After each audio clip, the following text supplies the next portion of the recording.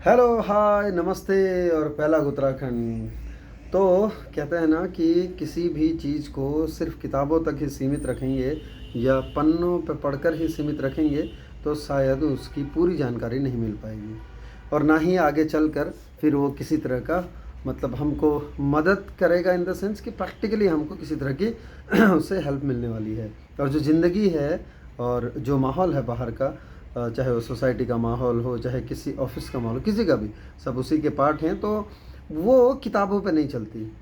किताबों की गाइडलाइन हो सकती है, दस्तावेज़ गाइडलाइन बन सकते हैं, पर वो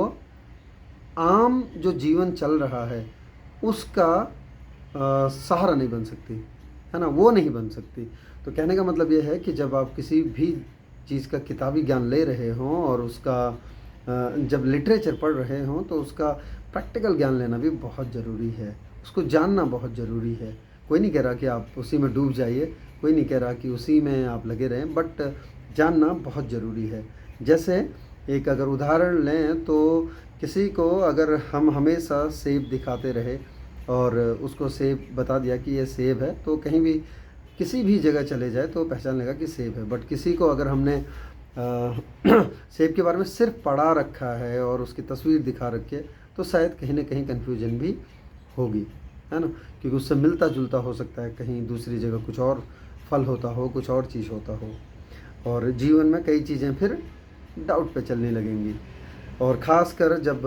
CWSN यानी कि चाइल्ड विद स्पेशल नीड हो, मैं तो ये कहूँगा अगर विजुअली इम्पेयर्ड है ख़ासकर, क्योंकि मैं भी उसी फील्ड में हूँ, और अगर विजुअली इम्पेयर्ड है तो उसको तो बहुत ज़रूरी है कि सही चीज़ बताना, सही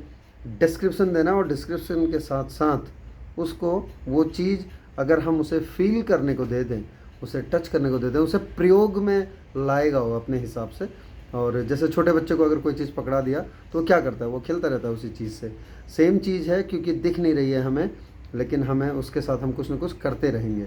है ना, उसके साथ हम कुछ ना कुछ करते रहेंगे। बट जैसे ही वो हम उसको पहचान जाएंगे, हम उससे उसके साथ खेलना शुरू करेंगे, हम उसको देखना शुरू करेंगे, यानी कि फ़ील करना टच करके, तो हमारी कई चीज़ें क्लियर हो जाएंगी अपने आप और हमें साफ साफ पता लगने लगेगा कि वो किस तरह का है और कैसे चल रहा है ना, कैसे वो एग्जिस्ट करता है, उसकी एग्जिस्टेंस क्या है, किस तरह की है। तो बहुत ज़रूरी है कि जब हम किताबों में कोई चीज़ पढ़ रहे हों, जब हम लिटरेचर पढ़ रहे हों या कोई जानकारी कहीं से किसी भी माध्यम से सिर्फ डिस्क्रिप्शन के अनुसार अगर चल रहे हों तो उसको फ़ील कराना भी बहुत ज़रूरी है। अगर उसको फ़ील नहीं कराया तो कहीं ना कहीं आगे जाकर वो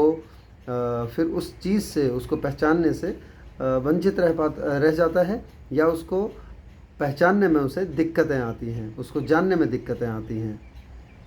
और इसीलिए तो कहते हैं कि सिर्फ किताबी ज्ञान ज़रूरी नहीं है, थोड़ा सा जब आम जीवन में आए, आम जीवन में जब चीज़ों को देखें तो उनको फ़ील करें, उनको महसूस करें, उनका एहसास करें, उनका जो शेप है, साइज़ है, वो पहचानें, तब जाकर वो जो ज्ञान है हमारा, जब जो किताबों में पढ़ा है तब जाकर वो पूरा होता है और तब जाकर वो चीज़ें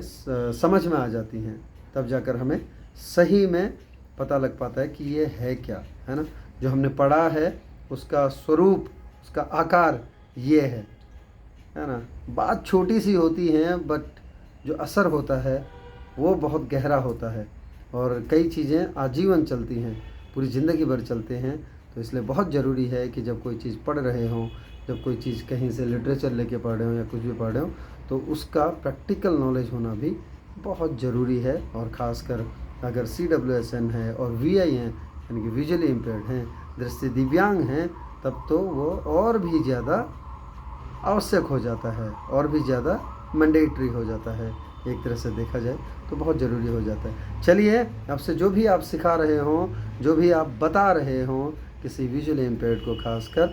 तो अपने बताने में और अपने कहने में कोशिश कीजिए कि उसका रूप या उससे मिलता जुलता कुछ भी रेप्लिका टाइप उसको दिखाने की कोशिश कीजिए, उसे महसूस कराएं, उसे उस चीज़ का ज्ञात करवाएं कि ये किस तरह से होता है। और जब साइज़ बता रहे हों तो उसे बताएं कि इसके इतना गुना ज़्यादा, इतना गुना बड़ा, चौड़ा, लंबा, जो भी है, जिस तरह से भी है, वो ज्ञान उसे ज़रूर दें। और जब वो ज्ञान देंगे तब शायद वो कहीं भी जाएगा उस चीज़ को पहचान लेगा या पहचान लेगी, और तब शायद जो नॉलेज है वो आ पाएगी, विज़डम आ पाएगी।